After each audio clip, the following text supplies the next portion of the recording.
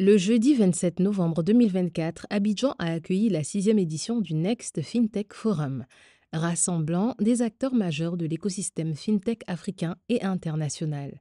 Ce rendez-vous incontournable a permis de dresser un bilan des avancées du secteur et d'identifier les défis qui freinent encore son expansion. Cette croissance très rapide des FinTech nécessite qu'elle soit accompagnée aussi par des mesures strictes des régulateurs, parce que cette explosion de FinTech a un risque aussi très considérable sur la stabilité financière. Et là, on est en pleine mission des banques centrales qui doivent veiller à la stabilité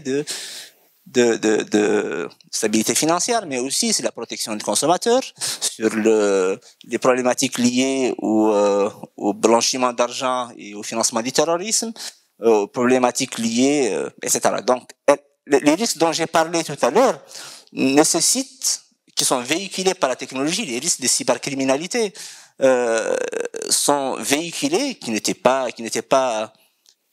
existants dans le cadre de la finance traditionnelle, étaient véhiculés par l'innovation technologique et nécessitent une régulation, d'où l'importance et la nécessité de choisir le mode de réglementation approprié. Les fintechs sont le résultat, tout d'abord, de la révolution digitale. C'est cette révolution digitale avec cette explosion de la technologie, des smartphones, de l'accès à Internet, mais aussi avec des technologies très avancées comme l'intelligence artificielle, le blockchain, le cloud computing, etc. Alors, tous ces outils technologiques ont permis de transposer les activités financières classiques qu'on avait sous une forme technologique. C'est un peu la contraction du mot fintech. Et ceci accompagne la digitalisation de l'économie globalement, parce que ce ne sont pas seulement les activités financières qui sont en train d'être digitalisées, mais d'autres activités dans l'économie. L'économie digitale prend de plus en plus d'ampleur partout en Afrique, et ces fintechs sont là pour l'accompagner. Là, je donne un exemple je prends le commerce électronique. Alors, le commerce, c'est une activité traditionnelle qui a toujours existé. Le commerce électronique, à travers la digitalisation, a transformé profondément le commerce. Mais le commerce électronique ne peut aller plus loin et ne peut se développer sans être accompagné par des outils de paiement électronique. Et là, c'est là qu'intervient le FinTech pour booster cette transition numérique des sociétés africaines. Et pour vous dire que les résultats et l'impact étaient extraordinaires. En quelques années, les économies africaines se sont développées via les FinTech. À des niveaux très avancés, que ce soit en matière d'inclusion financière, que ce soit en matière d'inclusion digitale, ou que ce soit en matière de digitalisation de l'économie, mais aussi des services publics. Sans cadre réglementaire, il n'y aura pas de projet qui puisse tenir la route, parce que les initiatives iront dans tous les sens. Aussi, sans cadre réglementaire, dans la mesure où il s'agit de gestion de finances, éventuellement, la stabilité financière pourra s'en trouver menacée. Les populations pourront perdre aussi leur épargne, parce qu'il s'agit aussi de sécurité financière.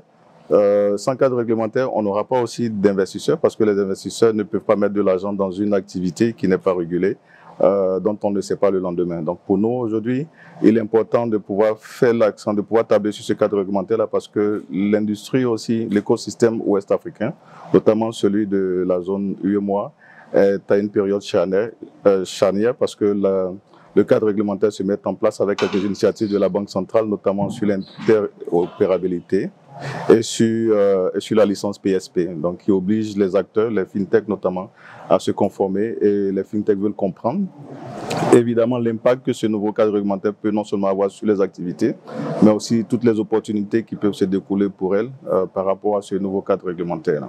Il faut vraiment un cadre réglementaire qui nous permet de tous travailler sur les mêmes bases légaux, qu'on puisse montrer aussi que nous sommes accrédités par le régulateur financier, et tout ça, ça permettra de booster l'économie en termes de attirer la levée de fonds, attirer les investisseurs externes, parce qu'ils savent que, d'accord, ce pays ou cette réglementation met beaucoup d'efforts pour la sécurité de ces fintechs-là.